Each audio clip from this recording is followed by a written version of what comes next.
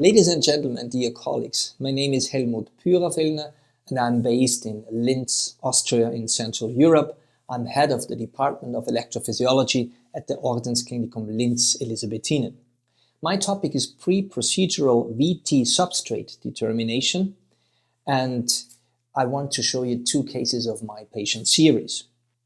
For this purpose, I use both echocardiography but also CT and MRI imaging.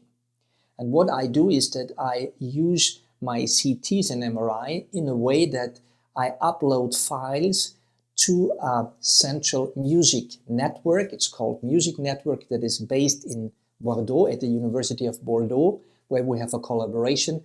And I then download the images 2 days later to get 3D images of a scar. So that's the way we do it, in short and in brief.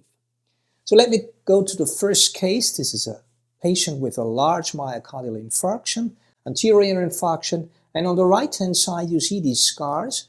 You can appreciate in colors from yellow to red different wall thickness states of this substrate, and you can see in blue and light blue a late iodine expression of the scar with dense scar and scar. And in the middle you see a merging of the 3D electroanatomic mapping on the left side and this CT that is pre-interventionally performed into a shell here, where we then ablated at the site where we had good correlation with these images and nice electrograms. And this was very useful. In the second patient, you can see a patient with arrhythmogenic cardiomyopathy, and you can appreciate in yellow intramural fatty infiltrations.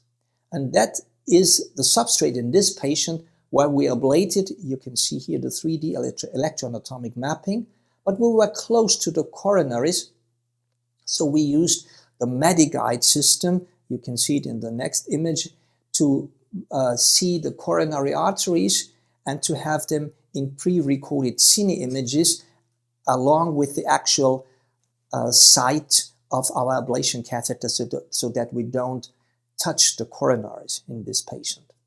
So, colleagues, to come to my takeaway messages, pre-interventional imaging can be useful for locating scars, for looking at wall thickness and transmurality, for looking at the core and border zone transition, for appreciating intramural fat and calcification, especially in arrhythmogenic cardiomyopathy, to rule in or rule out left ventricular involvement, and for the integration and segmentation of the scar into the 3D electroanatomic mapping system to guide mapping and to reduce procedure and fluoroscopy time. It can also be useful for anatomic location of the pericardial access and also to estimate the site of the coronary arteries and the phrenic nerve in order to prevent complications. Thank you.